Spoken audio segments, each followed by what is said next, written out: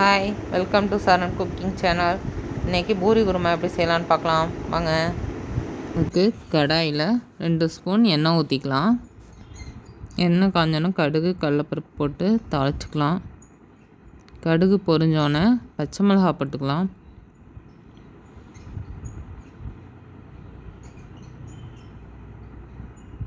பச்சை மிளகாய் போட்டாச்சு. நெக்ஸ்ட்டு வெங்காயம் கருவேப்பிலை போட்டுக்கலாம்.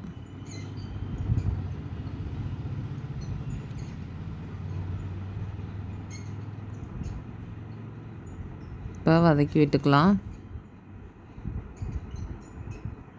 லைட்டாக வதக்கினா போதும். வதக்கிட்டு இது கூட தக்காளி சேர்த்துக்கலாம். நான் 2 தக்காளி சேர்த்துருக்கேன். உங்கள் புளிப்புக்கு தகுந்தாப்புல சேர்த்துக்கோங்க.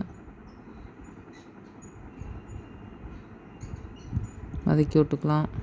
கொஞ்சம் உப்பு போட்டு மஞ்சத்தூள் போட்டு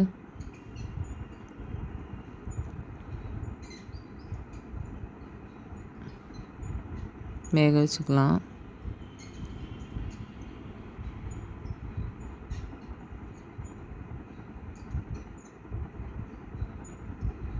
கலந்து விட்டு இப்போ வேக வச்சுக்கலாம். அடுப்பை குறைச்சி வச்சு நெக்ஸ்ட்டு அரைக்கிறதுக்கு பொட்டுக்கடலை, சோம்பு, 4 முந்திரி, வரமிளகாய் 4 போட்டு அரைச்சிக்கலாம். உங்களுக்கு தேவைன்னா தேங்காய் கூட சேர்த்துக்கலாம். இந்த கூட இப்போ இதை அரைச்சிட்டு வந்துடலாம். தண்ணி ஊற்றாமல் அரைச்சாச்சு.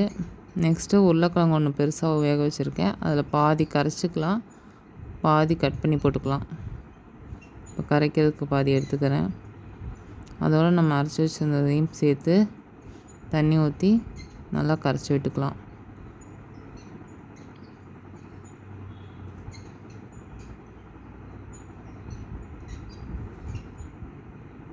கட்டி இல்லாமல் கரைச்சிக்கலாம். அப்போ தான் டேஸ்ட்டாக இருக்கும் குருமா. உருளைக்கிழங்கு கரைச்சி விட்டால் தான் நல்லாயிருக்கும் டேஸ்ட்டாக.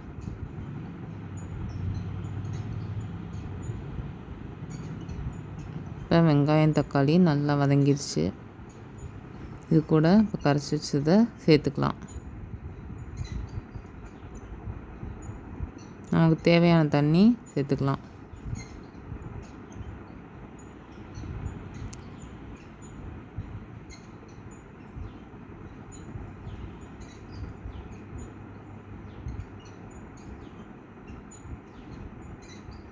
இப்போ கொதிக்கட்டும். கொதித்தோன்னே மூடி வச்சு வேக வச்சுக்கலாம். கட் பண்ண உருளைக்கிழங்க சேர்த்துக்கலாம்.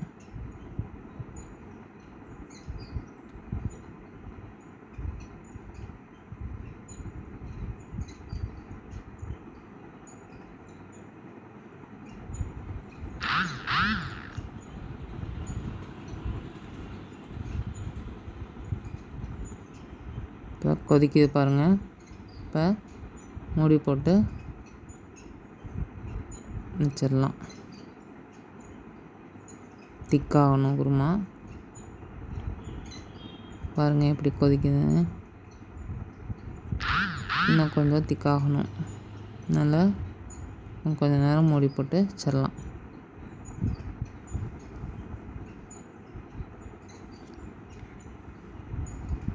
பாருங்கள் நல்லா திக்காயிடுச்சு.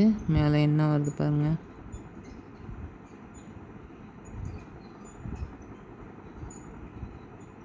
இப்போ நம்ம பூரி குருமா ரெடி ஆகிடுச்சு. இப்போ நம்ம பூரியும் போட்டுடலாம்.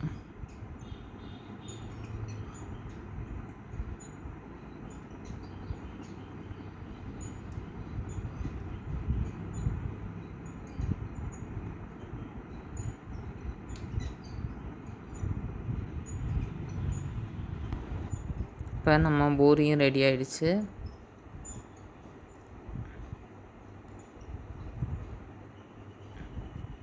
குருமா ஊற்றி சாப்பிட வேண்டியதான். நீங்களும் இதே மாதிரி செஞ்சு ட்ரை பண்ணி பார்த்துட்டு கமெண்ட் பண்ணுங்கள், லைக் பண்ணுங்கள், சப்ஸ்கிரைப் பண்ணிடுங்க.